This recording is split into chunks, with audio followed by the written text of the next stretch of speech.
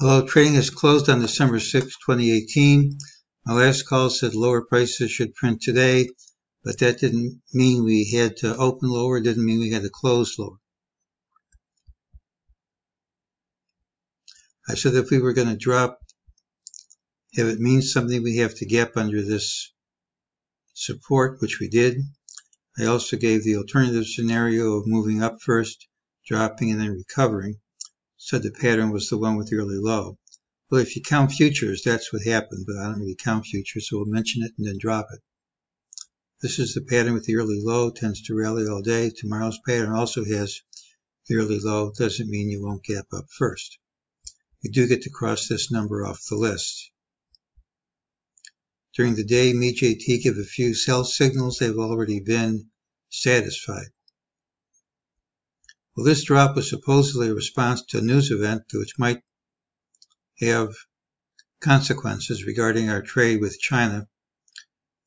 The rule for big moves after news events is they get retraced quickly and completely.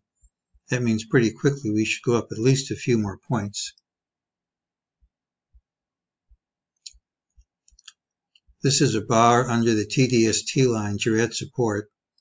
I got tricked by this because there were two bars. They're actually all within the range of this one bar. So really, as far as ranges go, so far this is held. Now these triple bottoms are meant to be broken at some point. Doesn't mean they have to be broken now. Right now we've rallied off support.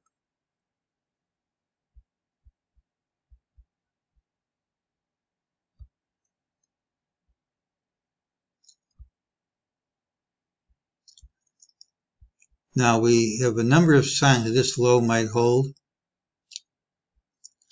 It's a target of someone else's patterns. It's also over 300. It's over 3 million E-mini contracts traded. When that happens, it tends to mark lows.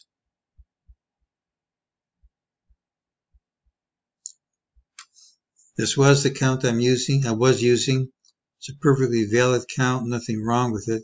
If this is a bottom, which I think it probably is, this can't be wave 3. It could be wave X, but that's not my favorite way to count it.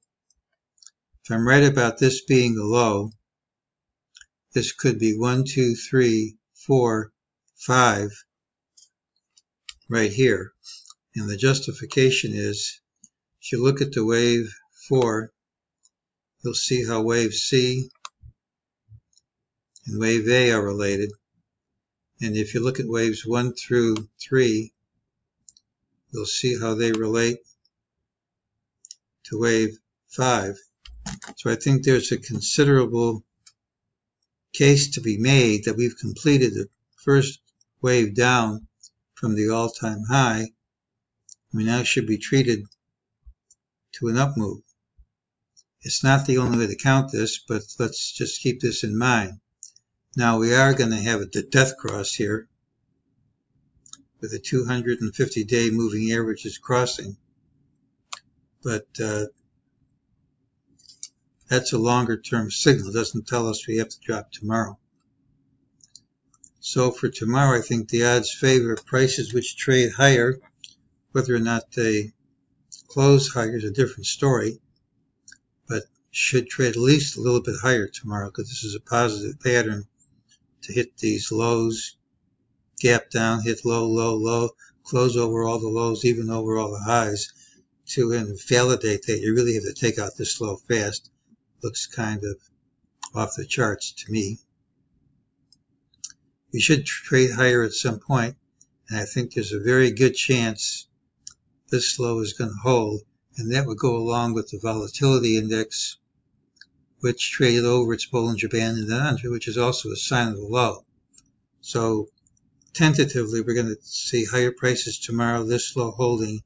We could actually rally for a couple of weeks at least. And that's today's call.